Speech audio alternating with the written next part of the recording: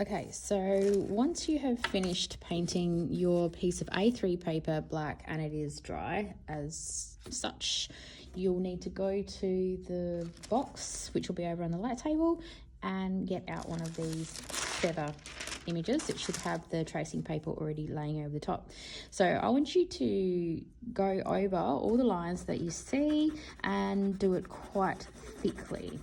So you've got big bold lines for the outside, the contour lines of our feather. So I would like for you to spend some time going around all of the lines.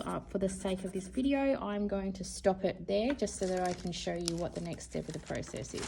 So once we've traced our whole feather, we take off the tracing paper and it will fit better on your... Trent, he annoys me.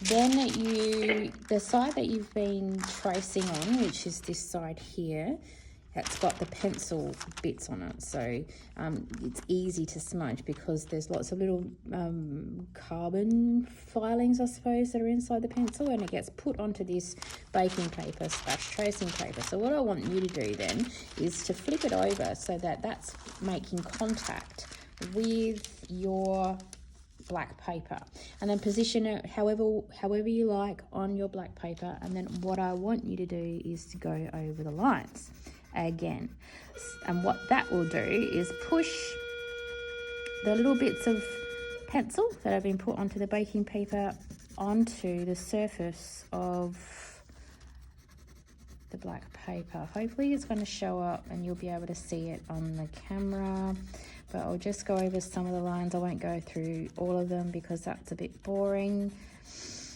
Okay,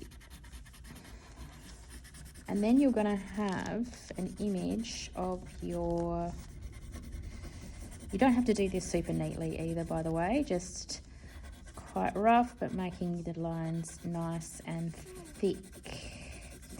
Okay, so now I'm going to take off my tracing paper. Okay, I hadn't dried off my black paper that well, so I'm hoping... Let me hold this way. Okay, so you can see there that we've got the lines of the feather that have been put onto the black paper, and you can see over here where I haven't dried it properly, so it's gotten a little bit smudgy there, but that's okay. Just when you do your drying, make sure it's reasonably dry.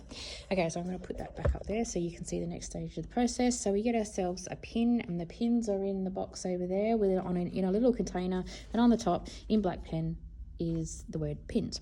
Okay, so we get this, and with the sharp end we're going to gently scratch away the lines that we've just traced onto our piece of paper. Because my paper is still slightly wet, it's coming off in a paste-like way. Hopefully yours comes off a little bit nicer. So you can just dust that off, and you can see behind it the colour that I've laid on the white piece of paper is coming through. If I were to go down the stem of the feather, you can see the different colours that have been laid down. I'm doing this very quickly, hoping that you would take a little bit more time and put a little bit more love into it. So the greens are coming through, or the turquoise, and then what's that? Yellow. Okay, so we've got some yellow that's coming through there.